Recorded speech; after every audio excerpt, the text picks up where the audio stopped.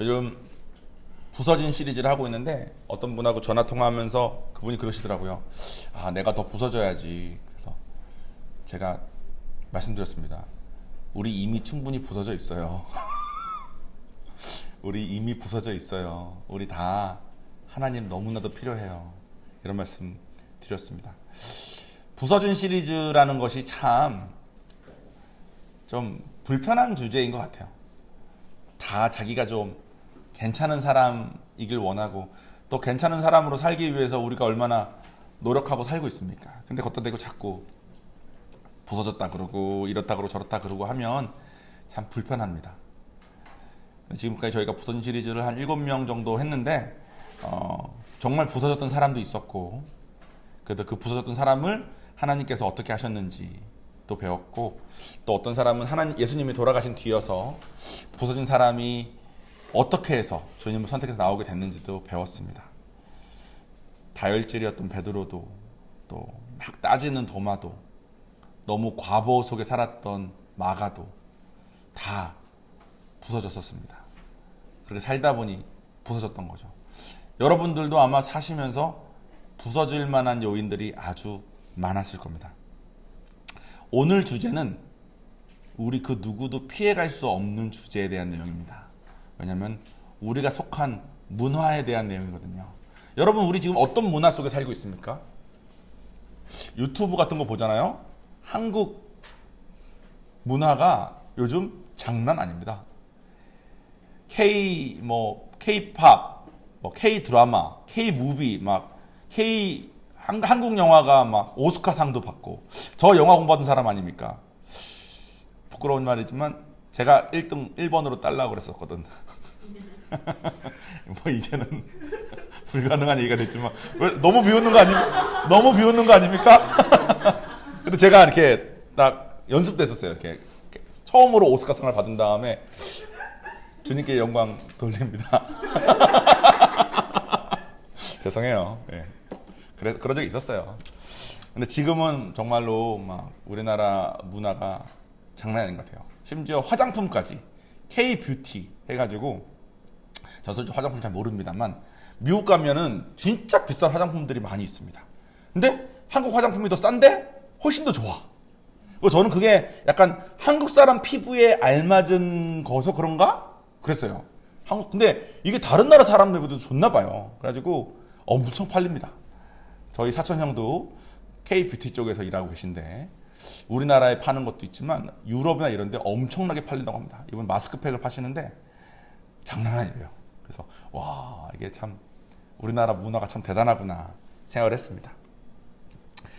우리는 오늘 문화가 사람들을 어떤 영향을 끼치고 어떻게 부수는지에 대한 얘기를 좀 할 겁니다. 그 말은 우리가 누리고 있는 이 K-문화도 우리에게 많은 유익을 주지만 또 동시에 어떤 면에서는 우리를 부수고 있는 걸지도 몰라요. 그걸 생각하면서 오늘 얘기를 들어보겠습니다. 주보에 나온 것처럼 오늘 다룰 사람의 이름은 누가라는 사람입니다. 여러분, 누가라는 말 들어봤습니까? 누가 들어보셨어요? 누가 봐 말고 누가 봐 말고 누가라는 사람이 우리가 이제 성경책이 되게 많이 있는데 막 창세기도 있고 무슨 계시록도 있고 많지 않습니까? 그 많은 것 중에 우리에게 이 4권은 되게 친숙할 거예요. 마태복음, 마가복음, 누가복음, 요한복음. 이 4복음서는 아마 많이 들어보셨을 겁니다. 4복음서 중에 하나예요. 누가복음. 그 누가복음의 저자입니다. 누가라는 사람은. 이 4가지 그 책이 다 쓰여진 목적이 조금씩 다르대요. 마태복음은 아주 간략하게 말씀드리자면 마태복음은 유태인들한테 야, 우리한테 그동안 예언되었던 그 사람이 이 사람 맞아 라고 설명하기 위해서 쓴 글이래. 그래서 마태복음 처음 시작할 때 예수님의 족보부터 쫙 시작합니다. 목적이 이 사람이 그 사람이라는 걸 설명하기 위한 거니까. 마가복음은 어떤 목적으로 쓰여졌냐면 예수 믿으면 짠 잘 될 줄 알았는데 예수를 믿었더니 핍박이 막 있는 거야. 그러니까 이게 진짜 맞아? 예수 믿으면 예수님이 하나님이라며 그럼 하나님 믿으면 좀 잘 돼야 되는 거 아니야? 이런 생각을 할 때 마가가 사실은 베드로가 쓴 거를 마가가 받아 적은 것처럼로 아마 생각되는데 그때 베드로가 혹은 마가가 예수님이 먼저 핍박받지 않았냐? 하나님이신데 이분 진짜 맞아. 그러니까 용기를 갖고 믿음을 지키자라는 목적으로 쓰여질 거예요. 그래서 마가복음은 아마 뭐 교도소에 갇힌 사람들끼리 막 돌려봤을 거라는 말도 막 있습니다. 요한복음은 어떤 목적이냐면 유태인들은 다 메시아가 올 것을 예언을 아주 오랫동안 구약 통해서 알던 사람들인데 우리 같은 이방인들, 우리 한국 사람, 뭐 메시아가 올 거라는 이런 컨셉이 생소하지 않습니까? 그래서 유태인들은 메시아 그럼 바로 알아. 근데 우리는 모르잖아요. 근데 요한복음은 우리 같은 이방인들에게 메시아가 왜 와야 되고 왜 오기로 되어 있었고 그 오신 분이 정말 예수가 맞는지에 대해서 설명하고 설득하려고 쓰여졌답니다. 그리고 마지막 누가복음.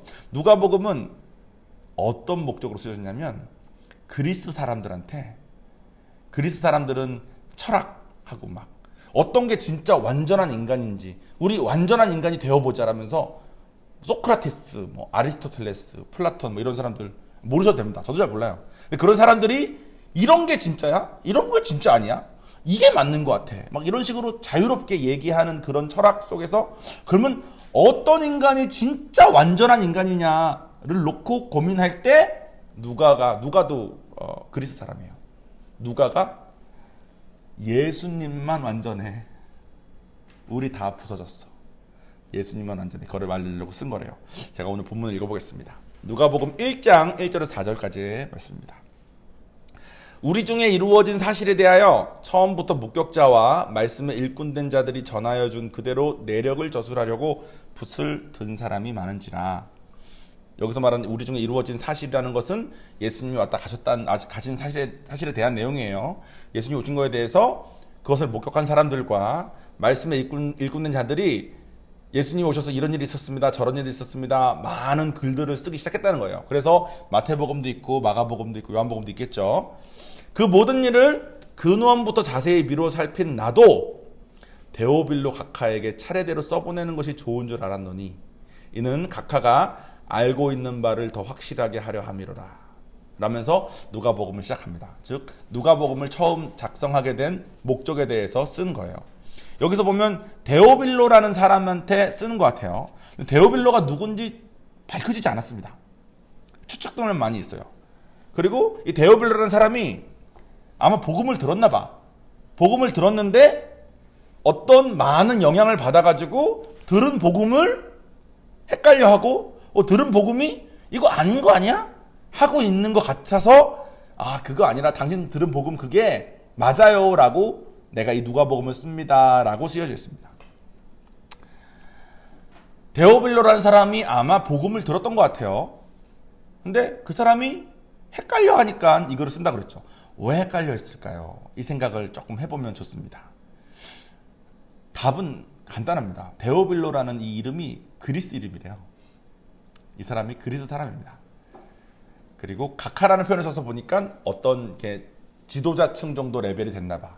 그리고 누가는 누가복음과 사도행전을 데오빌로에게 보고하는 형식으로 썼습니다. 그래서 데오빌로라는 사람이 아마 누가라는 사람한테 돈을 줘서 여행을 다니면서 여행기를 쓰듯이 각 지역에서 일어나는 일들을 보고 글로 써서 나에게 알려달라고. 지금처럼 인터넷이 발달한 세상이 아니니까 그런 일을 아마 했던 것 같아요. 그래서 데오빌로라는 사람에게 내가 다녀보니까 이렇습니다.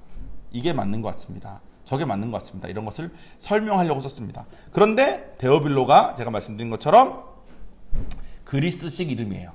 그래서 아마 그리스 사람이었을 것 같습니다. 그래서 그리스 문화의 영향을 아마 많이 받은 사람 같아요. 그리스 문화가 어떤 문화였는지 여러분 지금 머릿속에 떠오르는 뭐 제우스, 뭐 무슨 아크로폴리탄 맞습니까? 메트로폴리탄인가? 아무튼 우리 신혼여행 글로 갔는데 이름도 다 까먹었습니다. 아크로폴리스입니까? 우리 둘 다 헷갈리고 있습니까? 그 신전 같은 거 막 있지 않습니까? 그거랍니다. 어쨌든 그런 신전들 막 떠오르지 않습니까? 그런 것들 생각하면 와 얘네 진짜 대단하다 싶은 그런 문화를 이룩한 사람들인 것 같아요. 건축물도 엄청 발달해가지고 다른 데는 다 미개하게 살 때 거기는 건축도 엄청 멋있게 짓고 건축을 지은 다음에 왕이 누리는 것뿐만 아니라 건축을 지은 다음에 거기에 사람들이 자유롭게 모여서 자유롭게 발표하는 문화가 있었대요. 당시로서는 아주 혁신적인 문화였답니다. 당시에서는 어떤 조금 돈 많고 좀 잘 나가는 사람이 야, 세상은 이런 거야. 니네는 그냥 이렇게 까라면 까. 이렇게 살면 되는 거야. 하면서 노예로 부리고 살 때 거기는 자유시민이라는 컨셉을 가지고 서로 자유롭게 얘기하고 서로 얘기를 들어주고, 사실 지금도 우리나라에 이루어지기 좀 어려운 일이 그때 이미 있었던 거예요. 그리스식의 의상이 아예 독보적이었답니다. 당시 다른 나라 옷들에 비해서. 다른 나라는 정말 추우니까 뭐 덥고 몸을 가려야 되니까 가려야 되는 수준인데, 그리스는 영화 같은 데 보면은 여신들처럼 이렇게 하얀 옷 이렇게 막 이렇게 걷지 않습니까? 걷는 느낌도 약간 이런 느낌 이렇게 걷지 않습니까? 죄송해요. 왜 다들 역겨워하시죠? 어쨌든 근데 그런 느낌 있잖아요. 약간 여신 같은 느낌, 이렇게 걷는 느낌. 그런 것들이 유행하고, 막 금장구 같은 걸로, 금 같은 걸로 이렇게 포인트 주고, 하얀 거에 금 포인트. 지금 봐도 예쁜 그런 게 엄청 유행했대요. 그리고 다 이성적으로 생각하고 철학적으로 생각하고 어떤 사람의 철학파에 속해 있는지가 자기를 이렇게 높일 수 있고 드러낼 수 있는 그런 문화였답니다. 그래가지고 당시에 유대인들도 또 이스라엘 사람들도 엄청 영향을 받았대요. 그리스의 문화가 전 세계를, 그 당시에 전 세계에 다 퍼져 있었기 때문에 모두 그리스어를 쓰면 통하고, 그래가지고 신약 성경도 전부 그리스어로 써졌습니다. 그러니까 엄청난 문화인 거죠. 지금의 K-팝과 비견되는 수준이 아니라 지금의 K-팝과 미국 문화를 합친 거가 전 세계에 끼친 영향만큼을 당시 그리스의 문화가 가지고 있었던 것 같아요. 이때 처음으로 어떤 컨셉도 생겼냐면, 신체를 단련해서 근육질의 몸매가 예쁘다라는 컨셉이 전 세계에서 이때 처음 생겼답니다. 그래서 이때 남자들이 위에 옷을 다 벗고 근육을 보여주면서 레슬링을 하는 게 사람들이 눈으로 보기에 너무 예쁘다, 이런 해서 그레코로만형 레슬링이 이때 이렇게 생겼대요. 그러니까 단순히 힘자랑 막 내가 돌들 수 있어 이게 아니라, 남자 두 명이 둘 다 옷을 벗었는데, 위에 옷을 다 벗었는데 근육이 너무 멋있는 거야. 그래서 누구 몸이 더 예쁜지와 그 예쁜 몸으로 얼마나 힘을 잘 쓰는지를 서로 겨루는 것을 사람들이 구경하는 문화가 이때 생겼대요. 그러니까 아예 주변 나라랑 비교했을 때 탁월했던 문화였습니다. 그리고 그들이 쫓던 게 뭐였냐면, 단순히 향락을 즐기고 사치를 누리는 게 아니라 더 나은 인간이 되자, 옷도 잘 입자, 몸매도 관리하자, 운동하자, 그리고 생각도 더 하자. 그래서 우리 더 나은 인간이 되자. 뭐가 더 나은 인간이냐, 이렇게 생각하는 게 맞는 인간인 것 같아. 이렇게 생각하고 살아야지 더 나은 인간인 것 같아. 이렇게 생각해야지 사는 거 아니야? 아니야, 이렇게 생각하는 것이 더 맞는 거야. 이걸 엄청 싸웠대요. 그리고 당시의 저자였던 누가도 헬라인, 그러니까 그리스도인인데 의사였답니다. 그러니까 누가는 그 그리스 잘 나가던 최고의 그 문화의 사람으로 태어나서 공부도 열심히 해가지고 의사가 돼가지고 능력도 있고 약간 당시 문화의 엘리트였던 거예요. 이랬던 사람이 드로아라는 곳에서 바울을 만납니다. 그리고 복음을 전해 듣고, 우리 모두가 쫓던 완전한 인간이 우리에게 불가능한 거였구나. 우리는 예수가 그냥 필요한 부서진 죄인이구나.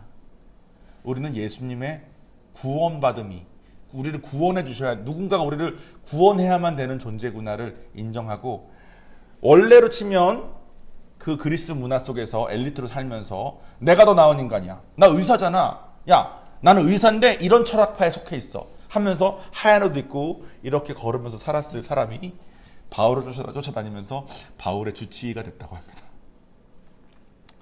그래서 누가는 이방인으로서 유일하게 성경을 쓴 저자가 됐고, 누가복음하고 사도행전을 적었는데, 이 사람이 지식인이니까 복음서 중에 이 사람의 글이 가장 문학적이고 가장 통찰력이 좋대요.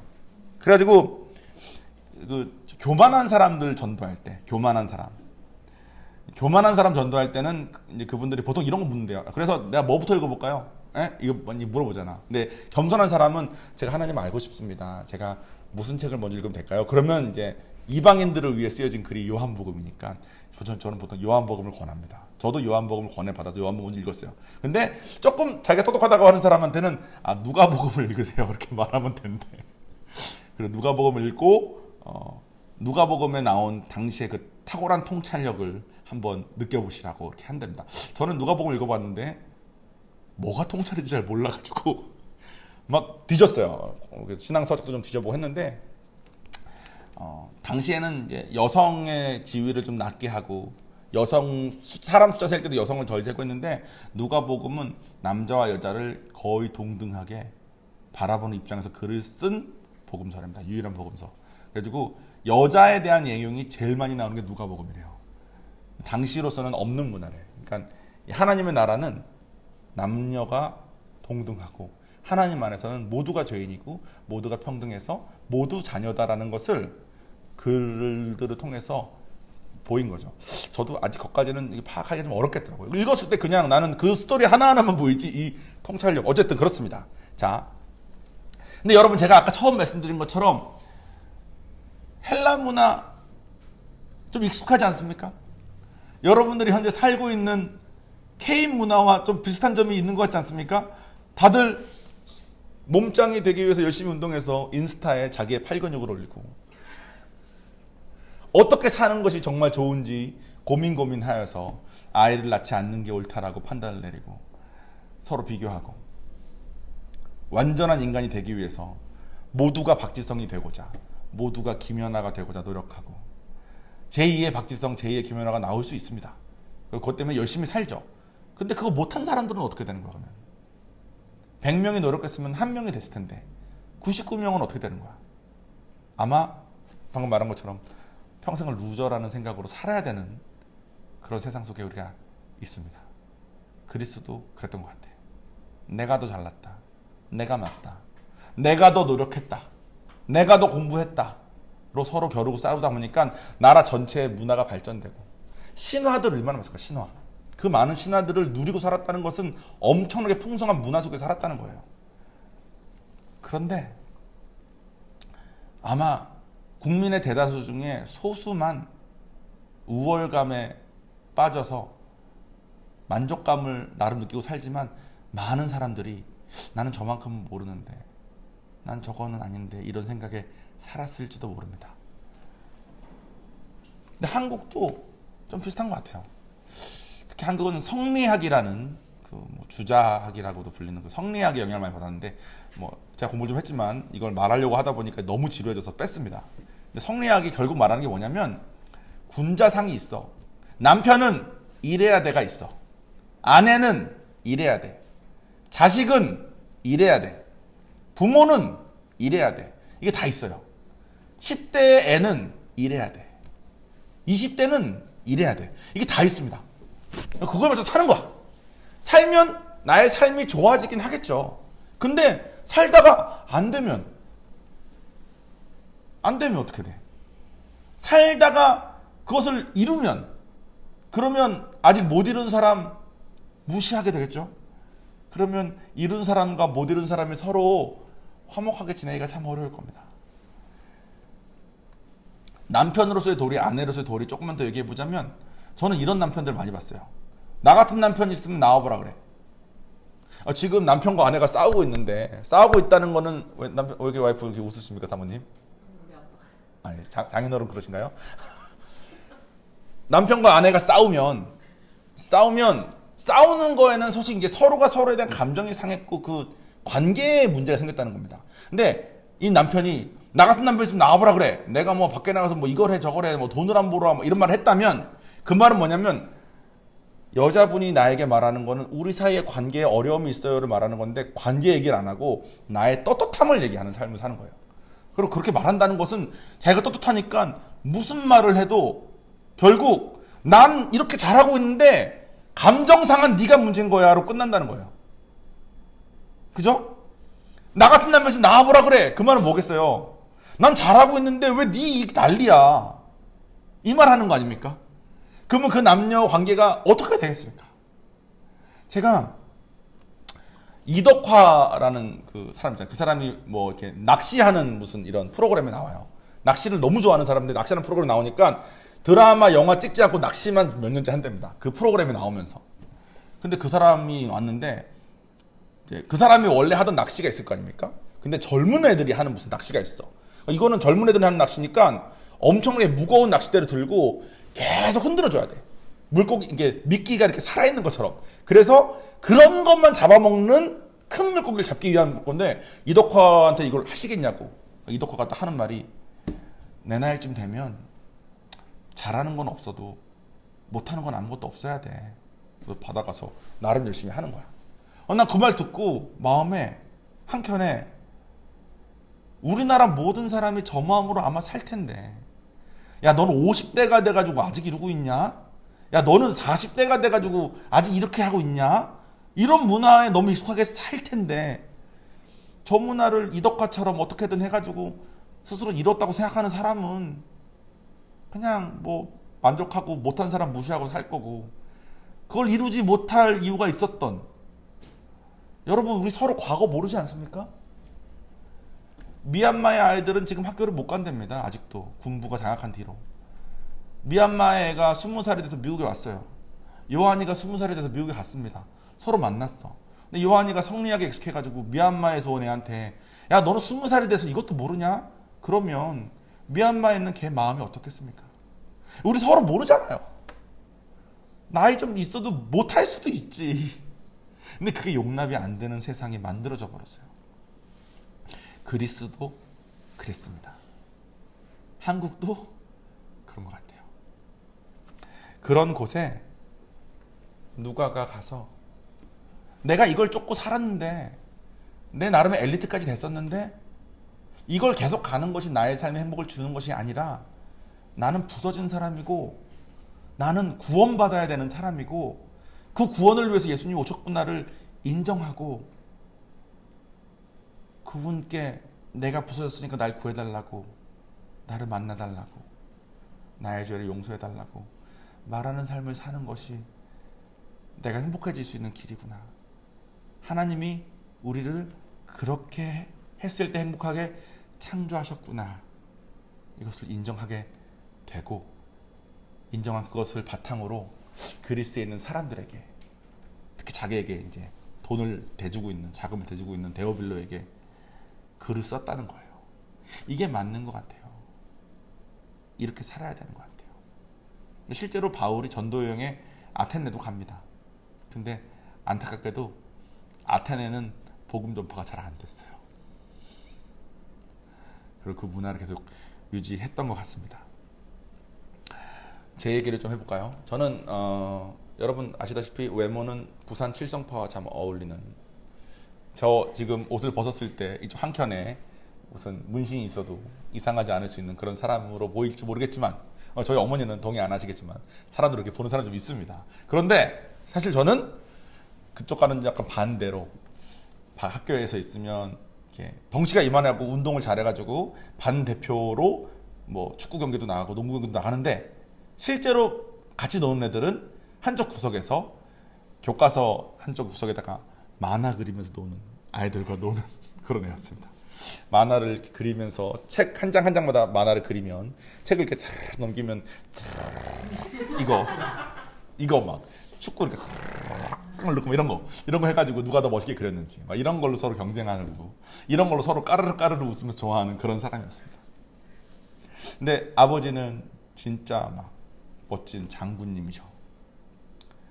아들은 예쁜 거 좋아해. 그러니까 아버지한테 많이 혼났습니다. 너는 사내 자식이 돼서 이러면 되냐. 근데 아버지 말씀처럼 살게 됐고, 사는 것 덕분에 제가 누린 유익이 너무 많아요. 제가 아마 그냥 계속 여성 하면서 있었으면 아마 사회에 적응하기 좀 어려웠을 겁니다. 근데 아버지 덕분에 유익을 많이 받았죠. 제가 말하는 거는 그 사회적 유익을 말하는 게 아니야. 우리나라가 지금 얼마나 잘 삽니까? 이 유익을 말하고자 하는 게 아니라 이 유익 뒤에 있는 후유증을 말하는 거예요. 그래서 저는 평생을 예쁜 걸 좋아하는 것을 숨겨야 된다고 생각하고 살았습니다. 내가 외모가 이런데, 남자인데 차라리 덩치라도 작았으면 좋겠다. 그러면 예쁜 거 좋아하는 게 어울리기라도 하지. 근데 덩치가 막 이만해. 막 어깨가 막 이렇게 넓어요. 이게 넓은데 이게 뭐 이렇게 넓고 팔이 이렇게 좀 길지 않습니까? 그러니까 저는 춤을 추면 멋있을 것 같다면서 IGM 갔을 때도 춤을 시키고 하는데 춤을 이렇게 추니까 이게 막 멋있게 막 확진데 이러고 있으니까 줄리 사모님이 너 팔이 긴데 왜 다 안 뻗어? 그래서 내가 뻗은 거 아니에요? 그러니까 너 나가. 춤출 때도 안 되고. 그러니까 저는 근데 이런 느낌이 예쁘거든. 이런 게 좋아. 그러니까 이거가 막 저에게 줬던 그 억압, 줬던 그 감정들이 있습니다. 저한테 익숙한 문화가 저를 압도해 버린 거죠. 그래가지고 스스로를 참 못마땅하게 보였어요. 덩치가 이만한 사내놈이 군인의 아들인데, 뭐 심지어 좀 장군의 아들 아닙니까? 장군의 아들인데 예쁜 거 좋아하고. 제가 아버지가 신발을 하나 사주신다 그래가지고 당시 아버지 춘천에서 근무하실 때인데 춘천에 있는 운동화를 하나 사달라. 그래서 아버지가 사줄게 가자 해서 아버지랑 같이 나갔습니다. 제 생각에는 아버지는 항상 바쁘셨기 때문에 진짜 큰맘 먹고 아들을 위해서 아버지가 직접 운전해서 운전병 아저씨 안 쓰고 직접 운전해서 아들과 같이 데이트를 하고 나가신 거야. 춘천은 시내라는 데가 있습니다. 부산은 이제 서면 뭐 해운대 따로따로인데 서울은 더 많지만 근데 춘천은 이게 그런 거 있는 데가 하나야. 춘천 시내 갔더니 아디다스, 아식스, 나이키, 뭐 프로스펙스 이렇게 뭐 르카프 뭐 이런 게 있었을 텐데 제가 아버지랑 함께 모든 신발점을 다 돌고 두 번째로 갔었던 아디다스의 그 주황색 신발이 제일 예뻐서 그걸 샀습니다. 그러니까 아버지가 저에게 남자애가 아버지를 끌고 다 세신 거야. 8군데 신발 가게를 가서 20몇 개의 신발을 본 후에 두 번째 가게에 그 신발을 사는 것은 너의 나머지 삶에 너무나 큰 악영향을 끼칠 것 같다. 그래서 너에게 교육을 위해서 오늘 신발은 산 다음에 저한테 오늘의 이 신발은 환불하자. 그 신발을 안 사고 돌아왔습니다. 돌아오면서 제가 생각 속으로 난 진짜 잘못했구나. 남자가 그렇게 살면 안 되는데 이렇게 생각하고 살았어요. 근데 그 마음을 먹고 하나님을 만난 다음에 하나님께도 제가 그 마음으로 살았습니다. 20대의 남자 청년이면 교회에 이런 일은 내가 해야 되는 거고 막 이런 식의 막 갇힌 그 해야 될 바 당연히 뭐 이래야 되는 거 이렇게 살아야 뭐 20대로서의 도리를 다 하는 거고 뭐 이런 생각이 가득 차 살 때 IGM에서 줄리 사모님이 설교를 하나 하시는데 사모님 가끔 설교하시다 했어요. 근데 제 머리를 한번 꽝 때리는 것처럼 느낄 때 뭐였냐면 안 괜찮아도 괜찮대. 너가 안 괜찮아도 괜찮대. 난 안 괜찮은 건 숨기고 이상한 건 감추고 잘하는 모습만 보이면서 살아야 된다고 생각을 하고 평생 살던 제가 하나님께도 그렇게 다가가던 저한테 안 괜찮아도 괜찮대. 왜냐면 우린 예수님이 있으니까. 너가 부서져 있어도 괜찮아. 너가 인생에 큰 오점이 있어도 괜찮아. 왜냐면 예수님이 그런 부서진 우리를 구하러 오셨으니까. 그러니까 저는 사실 한국 문화에 살면서 그 소수의 엘리트가 만약에 됐었다면 저는 실패한 사람이었거든요. 그러니까 됐었다면 아마 저는 예수를 못 만나고 다른 사람 무시하고 살기 딱 좋은 그런 사람이었을 겁니다. 근데 저는 실패자였고 평생을 루저로 생각하면서 남은 삶이라도 나의 도리를 다하고 할 바를 하고 살자라는 거에 갇혀 살던 사람이었는데 웬 은혜로 하나님께서 그렇지 않아도 된다라는 거 붙잡게 해주셔서 제가 많이 회복되고 많이 핀 삶을 살고 있습니다. 여러분들은 어떻습니까? 여러분들의 삶에 어떤 점들이, 어떤 사람이, 어떤 상황들이 있었고 또 어떤 어려움들이 있었고 또 우리나라 K 문화에 비했을 때 여러분 나이에 이런 건 이래야 되는데 혹시 못하고 계신 건 혹시 있습니까? 근데 여러분 괜찮습니다. 우리가 안 괜찮아도 괜찮고 부서져 있어도 괜찮습니다. 왜냐하면 하나님이 만드신 하나님의 법이 사실 이 온 세계를 지배하는 법 아니겠습니까? 그게 진리니까 진리에는 우리는 안 괜찮은 게 당연하답니다. 이 세상에 우리를 가만히 두질 않는데. 그리고 그런 우리를 구하러 오셨답니다. 그러니까 얼마나 복음이 귀합니까? 얼마나 값집니까? 우리가 한국 문화에 있다는 것이 유튜브로 보니까 참 좋은 것 같아요. 한국 문화가 너무 장점이 많습니다. 그리고 한국 문화 통해서 우리가 누리는 것도 너무 많아요. 그러니까 좋은 것은 좋은 겁니다. 그죠? 그거에 감사하고 잘 살면 되는데, 한국 문화 때문에 치였다면 사람들의 판단과 사람들의 기준과 또 내가 바라보는, 내가 원하는 것이 안 된 거에 대한 괴로움과 그런 것이 있다면, 여러분의 그 부서짐을 오히려 주님께 다가갈 수 있는 기회로 붙잡고 우리 하나님께 나아가면 어떨까요? 마무리 짓겠습니다. 각 나라 문화가 다 다릅니다. 그죠? 그래서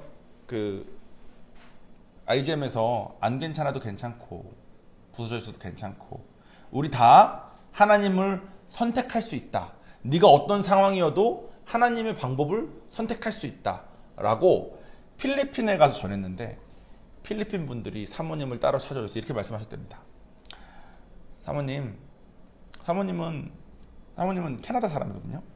미국에 살고 있는 캐나다 영주권자인데 미국 시민권을 따신 지 얼마 안 됐나요? 아니면 아직 캐나다 시민이신가요? 어쨌든 캐나다 사람입니다. 네. 사모님은 캐나다 사람으로 한국 피를 가진 미국에 사는 사람이니까 몰라요 그러더래. 뭘 모르죠? 물어보니까 필리핀은 몇백 년 동안 식민지로 살던 곳이기 때문에 필리핀의 삶은 다릅니다 말씀하시더래요. 그러면서 필리핀, 지금 우리 여기 4층에 계셨던 선교사님들 필리핀에 선교가 계시잖아요. 샴푸를 살 때 낱개 포장 이렇게 되어 있는 건 비싸. 큰 걸 사면 싸. 근데 큰 걸 줘도 5일이면 다 쓰고 낱개 포장 조그만 걸 줘도 5일 동안 다 쓴대요. 이해가 안 되잖아. 아니 어떻게 훨씬 큰 걸 사서도 5일만 다 쓰지 했는데, 어른들도 애들도 그냥 안 나올 때까지 이거가 당연한 문화에 산대요. 처음에는 그 집만 그런가 했대. 근데 아니더래. 다 그렇게 산대. 그리고 엄마랑 딸이 싸우는데 5살짜리들끼리 싸우는 것처럼 그냥 싸운대. 똑같이. 근데 그게 너무 당연한 문화더래요. 왜냐면 필리핀은 극소수의 몇몇 가족, 무슨 패밀리가 있습니다. 무슨 가족. 걔네들이 나라의 알짜배기 땅을 다 가지고 있어. 알짜배기 기업 다 가지고 있고. 나머지 98%, 99% 이상의 모든 필리핀 사람들이, 이 사람들이 똑똑하면 기어오를 거니까 멍청하게 살게 계속 유도하면서 나라를 운영한답니다. 그래서 그 몇 개의 그 가정들이 나라 정치, 경제 다 해먹고 계속. 그래서 공부를 아무리 잘해도 그쪽 패밀리가 아니면 뭐 이상의 직장은 가질 수도 없대. 저희 자형이 필리핀에서 교수 생활을 오래 했기 때문에 이걸 고쳐보려고 난리치다가 결국 자기도 모함 당하고 너무 속상하대. 그러니까 그 필리핀 분이 줄리 사모님이 말씀을 드린 거죠. 당신은 필리핀을 모릅니다. 당신은 필리핀을 모릅니다. 그래서 자꾸 하나님을 선택할 수 있다고 말합니다. 근데 당신에게는 우리와 같은 이런 과거, 우리와 같은 이런 정치적, 경제적 상황이 없지 않습니까? 그러니까 당신은 할 수 있고 우리는 할 수 없는 건데, 그러니까 차라리 우리를 돈이나 건물이나 이런 걸로 원조나 해주지, 살아내는 거 가르치고 이런 거 좀 하지 말라, 이 말을 한 거죠. 근데 줄리 사모님이 기도를 좀 해보신 다음에 확신에 차서 그분에게 말했답니다. 만약에 필리핀 문화에 적용될 말씀이 따로 필요하다면 하나님은 성경책을 한 권만 주지 않았을 거다.